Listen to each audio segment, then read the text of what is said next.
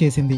ఇంతటి భారీ లక్ష్యంతో బరిలోకి దిగిన లంక జట్టు ఫస్ట్ బాల్ నుంచే చేతులెత్తేసింది. టీం మొత్తం మీద ఫెర్నాండో, శనక, రజిత ముగ్గురు మినహా మిగతా వారు ఎవరూ 2 అంకెల స్కోరు సాధించలేరు. దీనిని బట్టే చెప్పొచ్చు వారి బ్యాటింగ్ ఎలా సాగిందో. మహమ్మద్ సిరాజ్ బుల్లెట్ బంతులతో లంక బ్యాటర్లను వణికించాడు. 4 వికెట్లతో లంక పతనాన్ని శాసించాడు. మరోవైపు షమి, కుల్దీప్ యాదవ్లు తలో 2 వికెట్లతో అదరగొట్టారు. దీంతో 22 ఓవర్లలో 9 వికెట్ల నష్టానికి 73 పరుగులు చేసింది లంక జట్టు.